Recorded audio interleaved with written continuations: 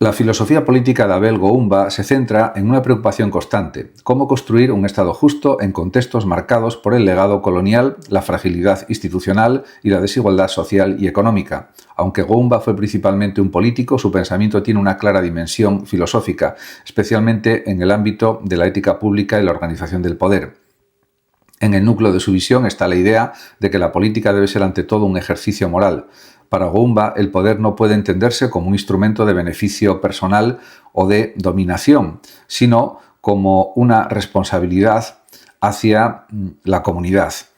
Esta concepción lo lleva a defender una política basada en la honestidad, la transparencia y el servicio público, en contraste con las prácticas clientelares y autoritarias que han marcado la historia de muchos estados africanos.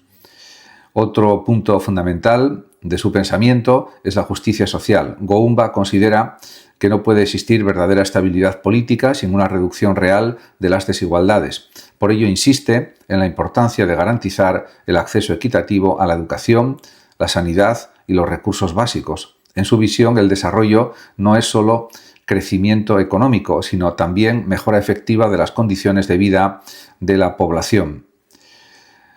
Su filosofía también se caracteriza por una fuerte preocupación institucional.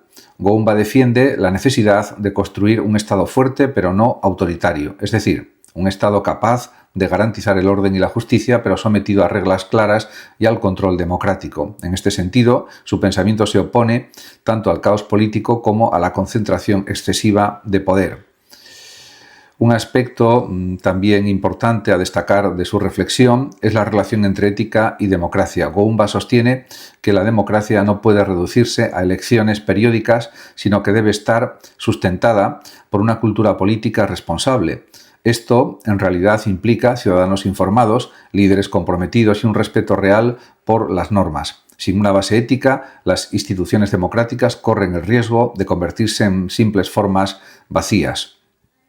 Además, su pensamiento está profundamente influido por la experiencia histórica de la República Centroafricana, marcada por conflictos y transiciones inestables. Desde esta realidad, Goumba desarrolla una visión pragmática, consciente de las dificultades, pero sin renunciar a principios normativos claros. En conjunto, la filosofía de Goumba puede entenderse como una ética del gobierno responsable. Su propuesta no busca utopías abstractas, sino la construcción gradual de un Estado más justo, donde el poder esté al servicio de la población y no al revés.